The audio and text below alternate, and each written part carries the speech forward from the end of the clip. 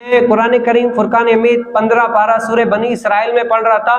آج یہ میری گفتگو جو ہے نا ان کے لیے ہے جو اینڈرائڈ موبائل یوز کرتے ہیں, جو اینڈرائڈ موبائل یوز کرتے ہیں یا کمپیوٹر. یہ ان لوگوں کے لیے جن کا سوشل میڈیا سے زیادہ تعلق ہے.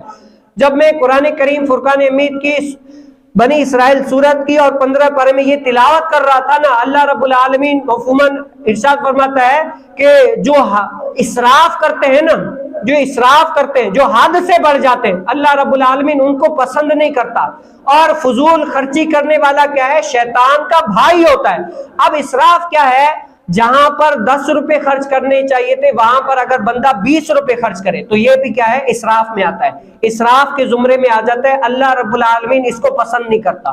اگرچہ 10 درہم میں سے 1 درہم ہی خرچ کر لیا, اللہ رب العالمین اس کو پسند نہیں کرتا. اب جو دوسری بات اہم ہے وہ کیا ہے؟ جو بندہ اپنے حلال پیسوں کو ناجائز کاموں میں خرچ کرتا ہے, اللہ رب العالمین اس کو بھی نہیں پسند نہیں کرتا. آج میرا یہ بات کرنے کا مقصود کیا ہے؟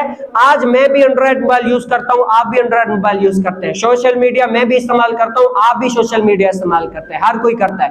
لیکن قرآن کے اس نظریے کو سامنے رکھتے ہوئے قرآن کیا کہتا ہے؟ ناجائز اپنا حلال مال ناجائز کاموں میں خرچ کر کے یہ گناہ کبیرہ ہے, اور یہ کیا ہے؟ شیطان کا دوست ہے. اور اس طرح آپ کس طرح سمجھے؟ جیسے ہم پیکج کرواتے ہیں, بتاؤ کس کی نیت ہوتی ہے؟ اس پیکج سے ہم کیا پورا قرآن سنیں گے, اللہ رسول کی باتیں سنیں گے, دین کی باتیں سنیں گے؟ نہیں. کیا ہے؟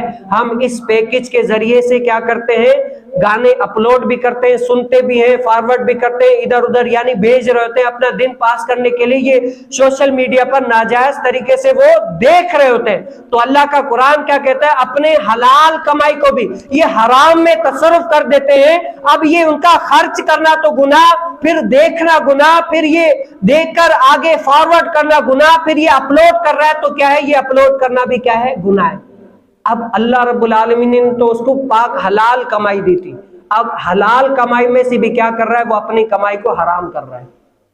یہ آپ کی نہیں, یہ ہر کسی کا مسئلہ ہے. آج اگر ہم اس قرآن کو سامنے رکھتے ہوئے دیکھیں نا, یہ ہر کسی کا مسئلہ ہے.